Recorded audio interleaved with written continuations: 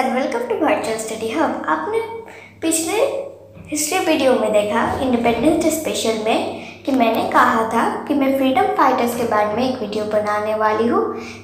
जिसको कमेंट्स में ज़्यादा वोट मिलेंगे तो सिर्फ रानी लक्ष्मीबाई को एक वोट मिला है, तो मैं उनके बारे में बताने वाली हूँ।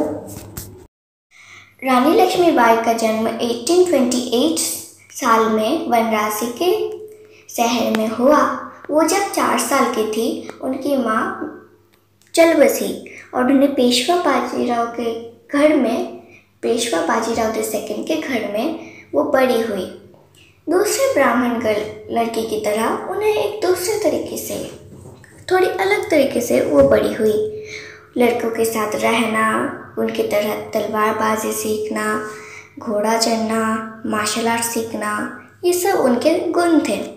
12 साल की उम्र में वो झांसी के महाराजा गंगाधर राव से शादी हुई, लेकिन वो किसी लड़के को जन्म न दिए ही विधवा हो गई। इसका मतलब नहीं था कि उनका कोई भी लड़का जन्म नहीं हुआ। उनका एक बेटा था दामोदर राव, लेकिन वो 4 महीने में ही उसका मृत्यु हो गया।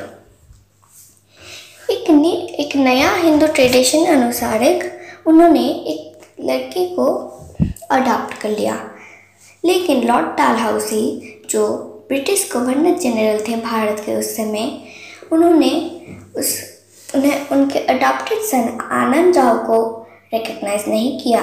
उनके नए रूल के मुताबिक वो नया नियम कहता था कि कोई भी राज्य का, कोई भी राजा का उत्तराधिकारी भी अडॉप्टेड नहीं हो सकता। इसलिए उन्होंने झांसी पे कब्जा कर लिया, लेकिन वो 22 ईयर ओल्ड ने ये नहीं माना और उन्होंने झांसी को पाने के लिए युद्ध लड़ा। इस युद्ध में उन्होंने 1857 के सिपाही म्यूटिनी में भी उन्होंने अपना भाग दिया और उन्हें वहाँ पर ही एक ब्रिटिश आर्मी ने उन्हें वहाँ पर मार दिया। ये हो सकता है कि वो झांसी को खो बैठी, लेकिन आज भी वो एक बहुत बड़ी फ्रीडम फाइटर है इंडिया के लिए। रानी लक्ष्मीबाई के पिता थे मोनोपाट तांबे। उनके बारे में ज़्यादा तो नहीं पता है, लेकिन अगर आपको वो पता है तो प्लीज़ बताइए। और वो पेशवा बाजीराव II के कोर्ट में रहते थे। उनके जन्म और मृत्यु के बारे में भी कुछ पता नहीं है। रानी लक्ष्मीबाई के माँ का नाम था भागीरथी सापड़े। जब रानी लक्ष्मीबाई 4 साल की थी तो वो चल बसी। उनके मृत्यु और जन्म के बारे में ज़्यादा कुछ पता नहीं है, लेकिन वो 1832 साल में वो चल बसी।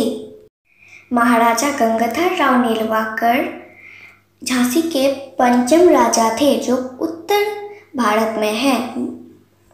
वो अपने राज्य के लिए बहुत कुछ ही कर सकते थे। उनके सेना में 5000 लोग थे। वो बुद्धिमान थे और उन्हें पढ़ाई बहुत पसंद थी और उन्हें बहुत आर्ट और क्राफ्ट का पसंद था। ऐसा कि ब्रिटिश भी उनके क्वालिटीज से बहुत ही इम्प्रेस थे। लेकिन जब उनके पास कोई लड़का नहीं था तो ब्रिटिश ने उनके राज्य को कैप्चर करना सोचा। उन्होंने अपने एक कज़न के लड़के को, जो वासुदेव नीलवाकर के लड़के को, आनंद राव को अडॉप्ट किया, लेकिन डालहौसी ने उसको एक्नॉलेज करना नहीं चाहा और अडॉप्ट करने के बाद ही दूसरे दिन महाराजा गंगाधर राव की मृत्यु हो गई ट्यूबरकुलोसिस से। रानी लक्ष्मीबाई की मृत्यु 1858 में हुई, जब सिपाही म्यूटिनी तभी भी चल रहा था। अगर आपको ज़्यादा जानना है तो प्लीज़ हमारे इंडिपेंडेंस डे स्पेशल वीडियो को देखना ना भूलिए। वो डिस्क्रिप्शन बॉक्स में दिया हुआ है। उन्हें सर ह्यूग रोज ने हरा दिया और वो युद्ध हार गई और झांसी को ब्रिटिश ने कैप्चर कर लिया। ये हो सकता है कि वो युद्ध हार गई, लेकिन आज भी उनका लेगेसी जारी है और वो भारत के सबसे ग्रेटेस्ट फ्रीडम फाइटर्स में से एक है। लक्ष्मीबाई ने एक बेटे को जन्म दिया जिसका नाम था दामोदर राव नीलवाकर।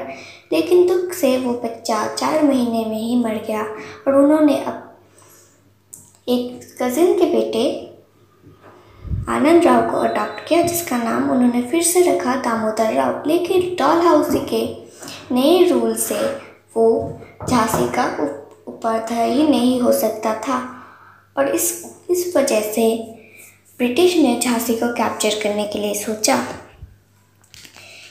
इस बात से रानी लक्ष्मीबाई ने म्यूटिनीज को ज्वाइन किया और ब्रिटिश को हराने के प्लान किया, लेकिन फिर भी वो हार गई।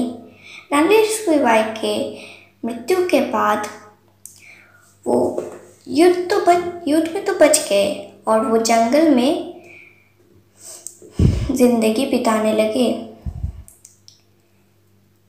वो राव साहिब के कैंप में चले गए और बुंदेलखंड के लोगों के साथ जीने लगे। लेकिन फिर से ब्रिटिश ने उनको जंगल में जीने का आदेश दिया और वो अपनी पूरी ज़िंदगी फिर से जंगल में रहने लगे, जहाँ उन्हें बहुत ही सफ़र करना पड़ता था ब्रिटिश के लिए। सो फ्रेंड्स, आज के लिए सिर्फ इतना ही। अगर आपको मेरा वीडियो पसंद आए तो प्लीज़ लाइक करिए। कमेंट में प्लीज़ बताइए कि अगर आपको कोई दूसरा टॉपिक जानना है। अगर आप नए हैं तो प्लीज़ सब्सक्राइब करिए और गणेश चतुर्थी की शुभकामनाएं हमारे चैनल से। एंड या, थैंक यू फॉर वॉचिंग।